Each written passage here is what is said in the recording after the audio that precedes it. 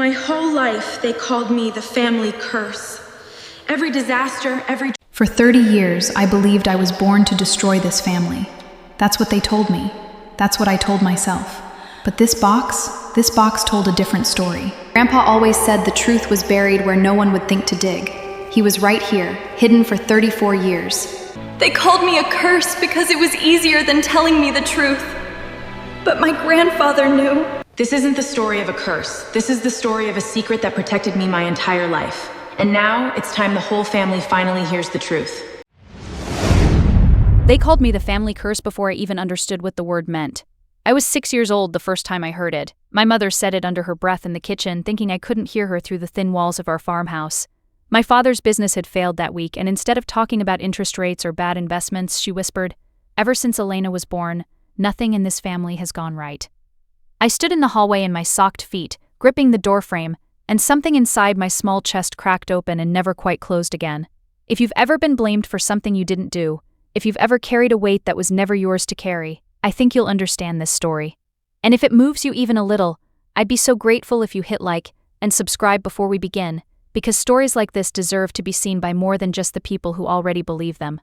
Let's begin. My name is Elena Voss, and I grew up in Millbrook, a small farming town where everyone knew everyone else's business, and where our family's white two-story farmhouse sat at the edge of the wheat fields like it had grown there naturally, alongside the crops. On paper, my childhood looked ordinary. Sunday dinners, a tire swing out back, a grandfather, Walter Voss, who smelled like pipe tobacco and peppermint, and who was, without question, the only person in that house who ever looked at me like I belonged there. But underneath the ordinary surface, something dark had taken root. My mother, Diane, had lost her first baby, a boy, 3 years before I was born, stillborn at 8 months. The grief broke something in her that never fully mended. And then, 6 months after I arrived, my father's older brother, my Uncle Peter, died suddenly in a farming accident. 2 tragedies bookending one small, ordinary birth. It didn't take long for grief to calcify into superstition, and superstition into blame. By the time I was old enough to understand sentences, I was already being spoken about in hushed, fearful tones, as though my very existence had summoned misfortune into our home. My older brother, Marcus, 4 years my senior, absorbed the family's anxiety like a sponge.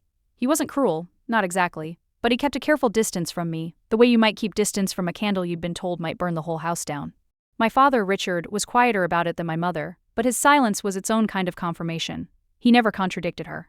He never once, in all my years in that house, said the word curse wasn't true.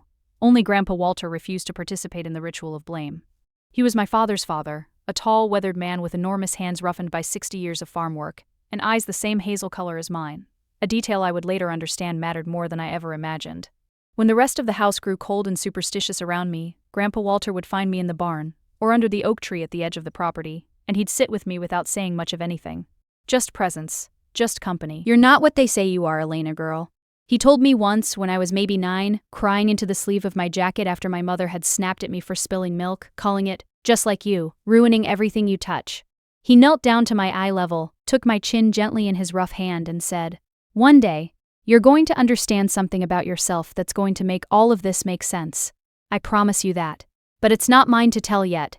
I didn't understand what he meant.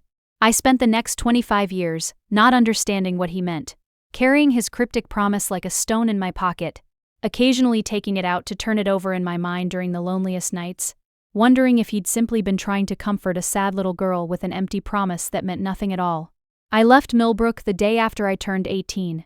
I told myself it was for college, for a fresh start, for opportunity, and all of that was true, but underneath it was something rawer. I needed to be somewhere the word curse didn't follow me into every room. I studied elementary education 2 states away, in a city where nobody knew my family or our farmhouse or the strange, sad mythology that had grown up around my birth. I built a life there. I became a 3rd-grade teacher. I fell in love once, badly, and once again better, though that relationship ended too, quietly, a few years before this story begins.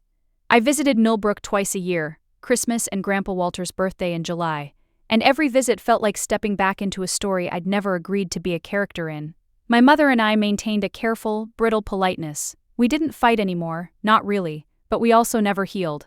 My father grew older and quieter. Marcus married a woman named Julia and had 2 kids, and I loved my niece and nephew fiercely, though I always felt a flicker of anxiety about how close to let myself get, as if my presence in their lives carried some contagious risk. Grandpa Walter, though, Grandpa Walter and I only grew closer with distance. He called me every Sunday evening at 7 o'clock, without fail, for 16 years. We talked about my students, about his garden, about the Millbrook Grain Co-op board he still sat on well into his 80s. He never once brought up the curse again after that day under the oak tree.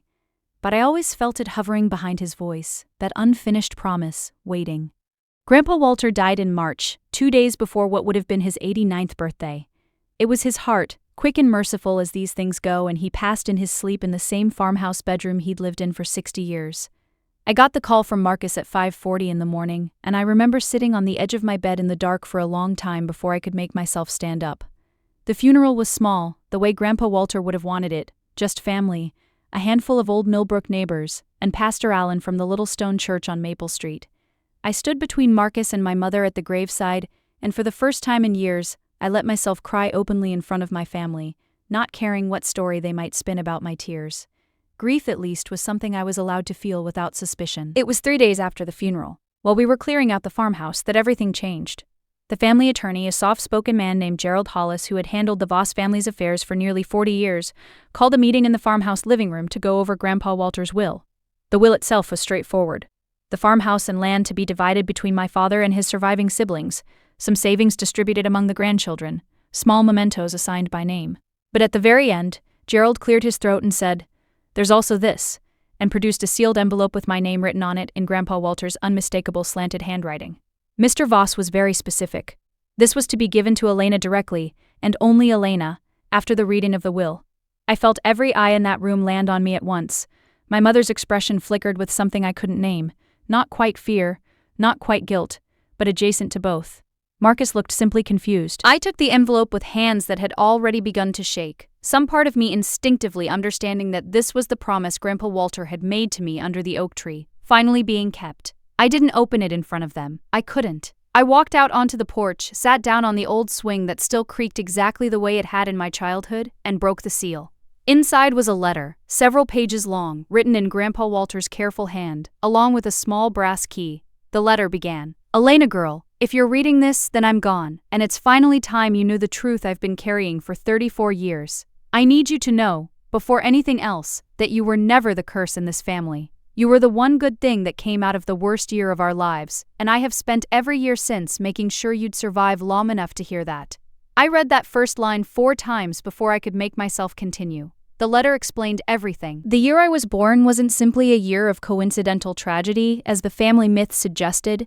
It was a year of a very specific, very human failure, one my grandfather had spent 3 decades quietly managing so that it would never fall on my shoulders the way it had already fallen on his conscience.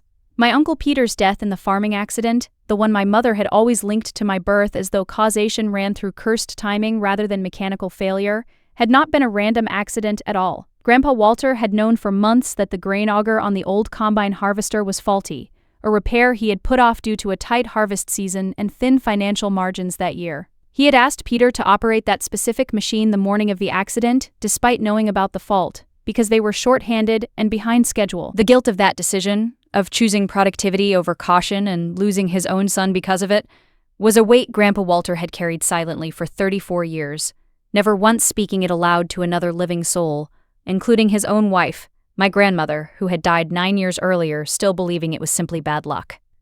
And there was more.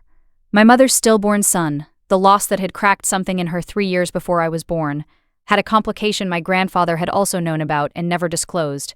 My grandmother, before her own passing, had confided to Walter that Diane had ignored a doctor's warning about a treatable condition during that pregnancy, out of fear and denial, and that the loss might have been preventable with earlier intervention. My mother had buried that possibility so deep in her own guilt that she couldn't face it, and so, when I was born healthy just 3 years later, into the same house, so close on the calendar to my uncle's death, it became easier, psychologically, defensively, to build a story around a cursed granddaughter than to sit with 2 unbearable truths about human error and grief. "I want to be clear," Grandpa Walter had written, "that none of what happened to Peter or to your mother's first baby was your fault. Not even a little, not even in the smallest way a superstitious mind could invent. But I understand now, looking back, why your mother needed somewhere to put that pain that wasn't a mirror pointed back at herself or at me. I let her build that story around you because I was a coward, Elena. I told myself I was protecting the family by staying quiet. But really, I was protecting myself from having to say out loud that I got my own son killed through a decision I made to save money during a hard season. I am so sorry it took me this long, and this letter, to finally give you back what should have always been yours, the truth that you were innocent and loved, and never, not for one single day of your life, a curse on anybody. The letter went on. Grandpa Walter explained that the small brass key opened a lockbox hidden in the farmhouse attic, behind a loose floorboard beneath the old cedar trunk, and that inside it, I would find something else: proof, documentation, old repair records for the combine, and photographs, and a separate letter he had written to my mother years earlier but never had the courage to send. He asked me, gently, not as an order but as a request, to decide for myself whether and how to share what I now knew with the rest of the family. You get to choose, he wrote. For the first time in this family's history around this subject, the choice belongs to you and only you. Whatever you decide, know that I loved you the way you should have always been loved by everyone in that house, and that loving you was never anything but easy for me. I sat on that porch swing for over an hour after I finished reading, the brass key pressed so tightly into my palm that it left a small red mark. The wheat fields stretched gold and endless in front of me, exactly as they had my whole childhood, and I felt something enormous shift inside my chest. Not relief exactly, not yet, but the first loosening of a knot I had carried since I was 6 years old, standing in a hallway in my socked feet. That evening, after everyone else had gone to bed, I climbed the narrow attic stairs with a flashlight and found the loose floorboard exactly where Grandpa Walter had described. The lockbox opened with a small, satisfying click, and inside I found everything he'd promised: mechanical repair logs with dates that lined up exactly with what he'd written, a photograph of Uncle Peter smiling beside the very combine harvester, faded and creased from handling, and a sealed letter addressed simply to Diane. Never opened, never sent, 30 years old. I held that unsent letter for a long time, debating. Part of me wanted to burn it, to protect my mother from a truth that had clearly been too heavy for my grandfather to deliver himself while he was alive. But a larger part of me understood, finally, viscerally, what Grandpa Walter's letter to me had really been about. It wasn't only about clearing my name. It was about breaking a cycle, the cycle of a family choosing silence and blame over honesty and grief, generation after generation, because honesty was harder and blame was easier to live with.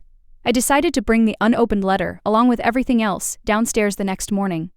I found my mother alone in the kitchen, the way I so often had as a child, standing at the same counter where she'd once whispered the word that shaped my whole life. She looked up when I walked in, and something in my face must have told her this wasn't an ordinary morning, because she set down her coffee cup very slowly and said, "Elena, what is it?" I sat down across from her and told her everything.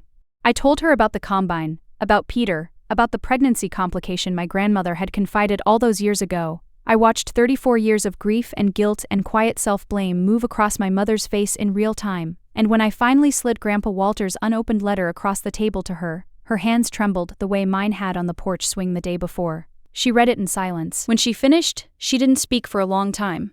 Then she looked up at me, and for the first time in my entire adult life, I watched my mother's carefully maintained composure completely dissolve.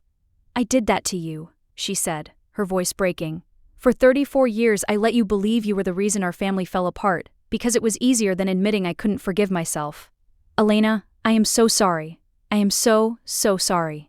I won't pretend that one conversation healed 3 decades of damage instantly, because it didn't, and I think it's important to be honest about that. Grief and blame that deep don't dissolve in a single tearful kitchen conversation, no matter how sincere. But it was a beginning, a real one, an honest one, the first honest conversation my mother and I had ever had about the shape of our family's pain. In the weeks that followed, we talked more than we had in the previous 10 years combined. She told me haltingly about the son she'd lost, a grief she'd never fully let herself voice to anyone. I told her, for the first time, what it had actually felt like to grow up believing I was a walking misfortune, to flinch every time something in the house went wrong, half expecting to be blamed for it. My father cried when I told him, quietly, the way he did everything. Marcus was harder to reach at first. He built his own understanding of our family around the old story, and it took him longer to let it go, but eventually he did too, sitting with me on the same porch swing one evening that summer, apologizing for every small distance he'd kept from me over the years without ever fully understanding why. I think about Grandpa Walter constantly now, more than I did even when he was alive.